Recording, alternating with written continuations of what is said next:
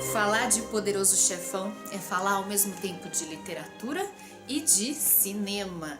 E também de um dos produtos culturais mais influentes do século XX. Eu levei 2 semanas para terminar de ler O Poderoso Chefão, livro publicado em 1969 pelo Mário Puzo, que inspirou o ainda mais famoso, mais antológico, eu diria até o mais mitológico filme do cinema, que é O Poderoso Chefão, do diretor Francis Ford Coppola, ou como a gente fala aqui no Brasil, Coppola. E preste muita atenção, porque vai ser uma das poucas vezes que você vai me ouvir falando isso.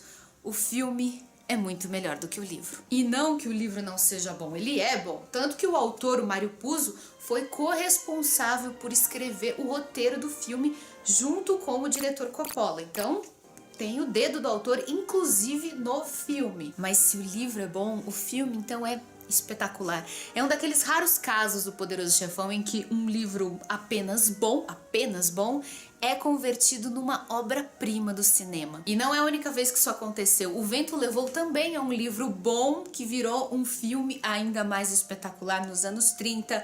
Psicose é um livro quase desconhecido que o Alfred Hitchcock transformou num dos filmes mais espetaculares da história do cinema. Um outro exemplo, Planeta dos Macacos, que é um livro francês que nós provavelmente nunca teríamos ouvido falar se não tivesse sido transformado num filme excelente em 1968. Enfim, existem vários exemplos. Nem sempre, essa que é a verdade, nem sempre a gente pode usar aquela máxima de que a literatura é sempre melhor do que o cinema. Às vezes, os diretores conseguem ser ainda mais espetaculares do que os originais literários. O que, no caso do Poderoso Chefão, é um feito ainda mais extraordinário. O livro é bom, a narrativa é envolvente, o começo especialmente é muito legal, os personagens são muito bem apresentados, são muito bem construídos, a história é bem bacana, ela tem uma linha condutora muito empolgante. O problema é que o livro é muito longo e ele não consegue manter o mesmo ritmo até o final.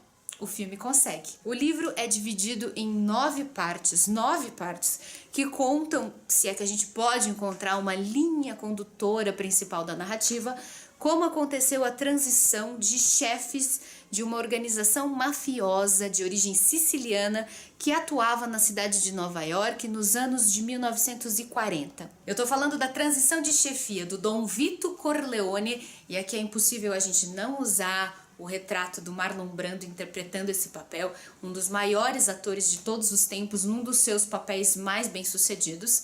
A transição da chefia dele para o filho dele, que é o Michael Corleone, que no cinema foi vivido pelo então desconhecido Al Pacino, que se transformou depois assim numa estrela instantânea. Ele virou um dos grandes atores de Hollywood depois desse filme. O que acontece é que essa história de mudança de chefia e todos os desafios éticos, estratégicos, familiares que essa mudança impõe é muito mais visível no filme do Coppola do que no livro do Mário Puzo. O livro tem uma infinidade de tramas secundárias, personagens que são desenvolvidos individualmente com muito cuidado, que merecem capítulos e mais capítulos para contar suas histórias individuais. Enfim, é um livro por causa disso que a gente demora muito tempo para ler. A impressão que eu tenho é que se o livro não tivesse virado um filme tão bem sucedido nos anos 70, talvez fosse o caso hoje em dia de alguém fazer esse livro virar uma série de TV ou uma série da Netflix, que teria, sei lá, mais de 10 capítulos, porque o livro tem conteúdo pra muita coisa. Daria uma série que seria muito legal, eu com certeza assistiria. E, no entanto, apesar de cortar muita coisa, o filme consegue se manter muito fiel ao livro,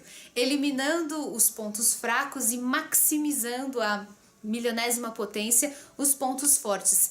Por exemplo, os diálogos. Agora vem a mim e diz: Dom Corleone, faça justiça.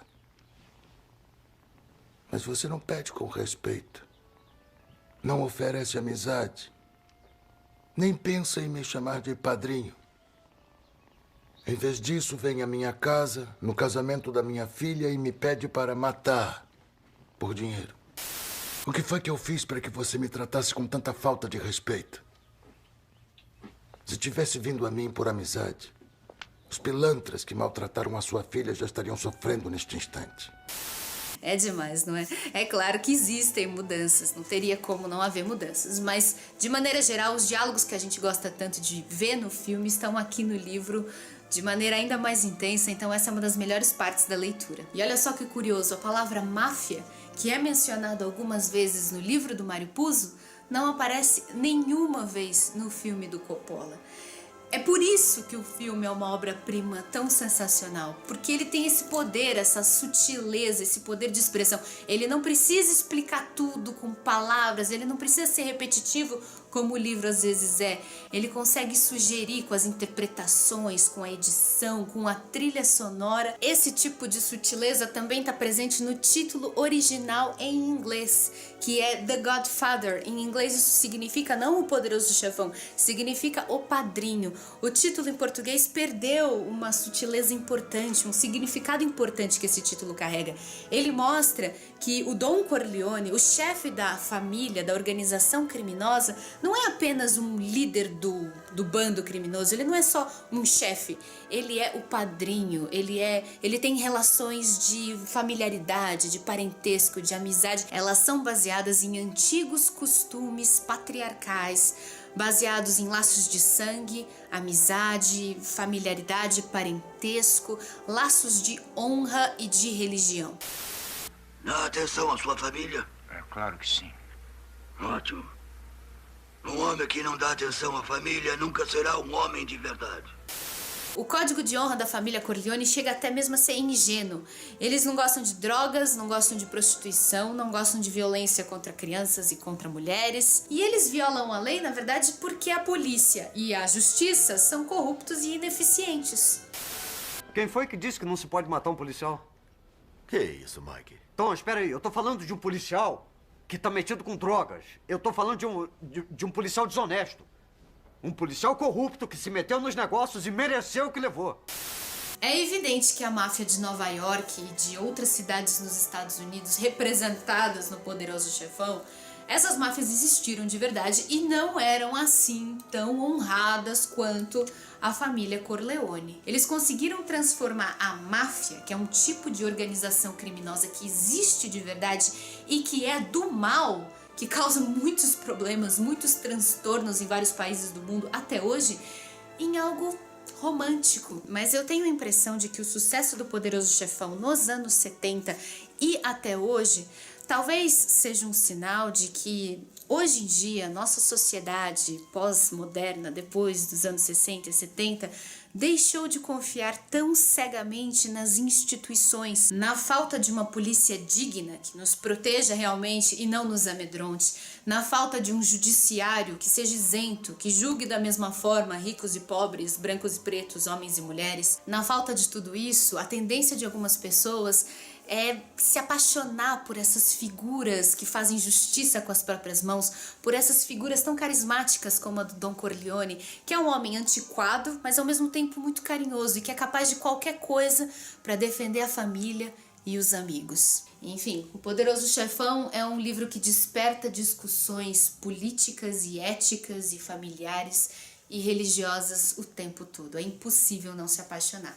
Se você ficou curioso, quiser dar uma chance para essa leitura, eu vou deixar, como sempre, os links aqui embaixo para você comprar em diferentes livrarias.